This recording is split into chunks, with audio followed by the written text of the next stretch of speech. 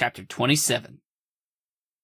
Saber hoisted the still form of Mr. Blue over her shoulder and made her way back through the sprawl.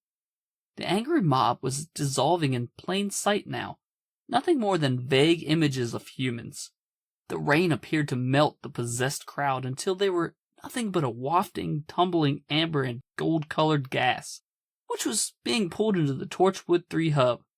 Constable Davidson watched the striking-looking time agent walk through the yellow fog and disappear in front of the Wales Millennium Center. He tried to return to the barricade, but the civilians were good and panicked, and acting like the stupid crowd he had expected. Reinforcements were on their way. He decided he needed to investigate further. Andy was stopped in the pouring rain by the strange old man who was shouting at him earlier. Everyone always shouting at him. "Leave her be," Sully said. "Don't you think you've done enough?" Constable Davidson pushed him. "You don't know what's going on here." "And you do?" "Oi." Andy kept trying to push past. "Sir, vacate the area. I need to find out what's going on, and I don't need you interfering." "You shot that man!" Sully yelled, lightning striking somewhere in the distance. Andy ignored the belligerent old fool and kept moving, only to find the elderly fart firmly held his hand on Andy's chest. "I'm telling you, boy, these two were here to help. The madness was here, all those monsters that looked like people. Whatever the bloody hell that was, it was after them. Now they're gone. Leave it be.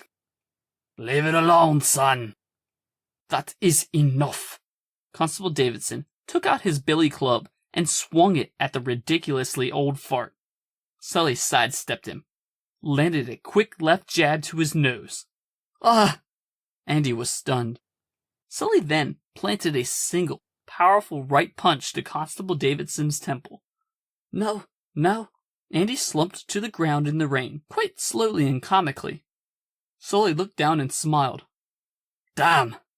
I knew this was going to be a bloody trial of a day. Sully Brontworth, Commodore, Her Majesty's Royal Navy." He lit a cigarette. "Retired." As he stepped over the unconscious constable, he muttered, "Oh, and Royal Fleet Boxing Champion, 1959. Yet, somehow, I think you figure that out." Sully disappeared into the clandestine entrance of Torchwood 3. Inside, Saber had cleared a table and placed Mr. Blue on top of it. Light streamed down, highlighting the garish wound on his neck. "What happened?" Twill inquired. "What the hell do you think happened, you twit? He's been shot!" "Obviously, I was..." Saber's communicator began shrieking at the same time as her vortex manipulator. "Not now, Jack," was her single reply into one. "Oh my God," Sully shouted.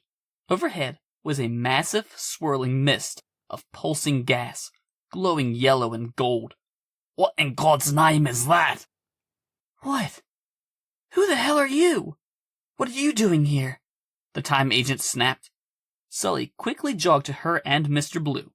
"Take it down a notch, lass. Saw the old boy shot, thought I could lend a hand. I've stitched a many a soldier in my day." He saw orange mess where the alien in Blue's neck should be. "Or, on second thought..." Mr. Blue sat up straight. "Oh, tits on the ball!" Excuse me?" Twill asked. "What?" Saber demanded. "How useful you humans are!" The alien with the strange blue eyes was digging his fingers into his neck. "Bloody hop-knocking gob shite!" He withdrew a bullet, let it land on the table with a loud thud. "Dear Lord!" Sully Brontworth shouted. He was quite surprised. Mr. Blue began digging into his stomach. "Buggering gets!" and withdrew yet another bullet. Thud. "Are you all right?" Saber gripped his shoulder. He turned to her. "I am a Time Lord." He stood, looking at her as well as Twill and Sully.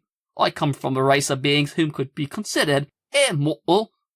He looked above at the floating mass of the sprawl, began walking backward. "It'll be a cold day in hell before something as simple as bullets could..." Mr. Blue stumbled backward over a stray hose, landing flat on his back, banging his head in the process.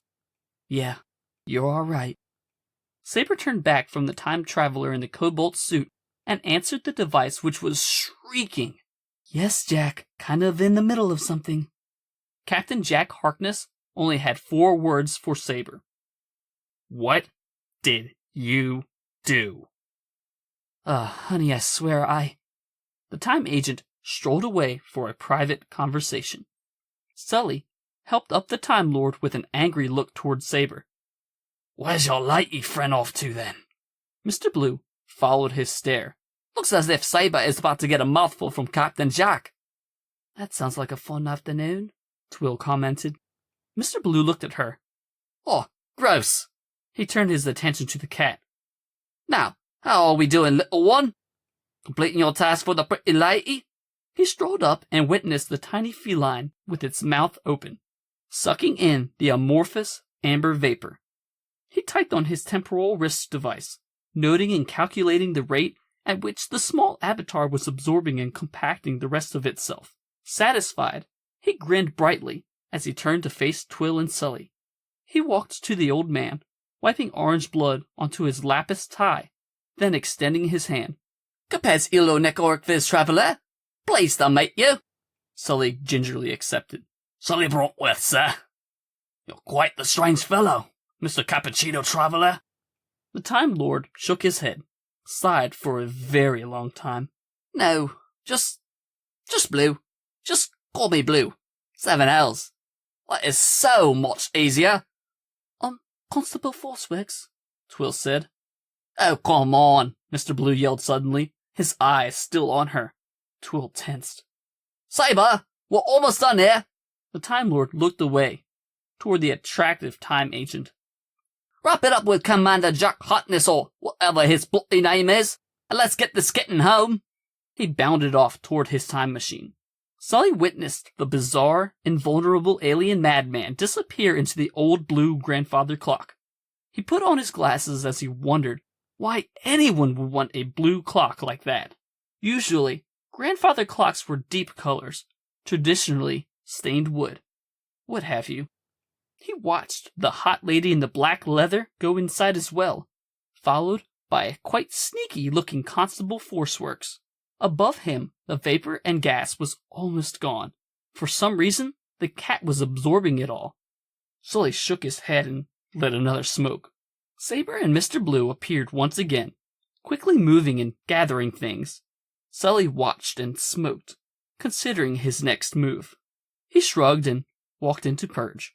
Before he could really take in the mammoth interior of advanced technology, all in some shade of blue, he was himself jostled about Saber and the Time Lord as they were dragging in pieces of coral and wire. Don't forget the bloody cat! Mr. Blue shouted as he pressed buttons on Purge's control console. Sully stood around, bewildered. Saber went and got the bloody cat. Twill leaned against a nearby chunk of sapphire coral.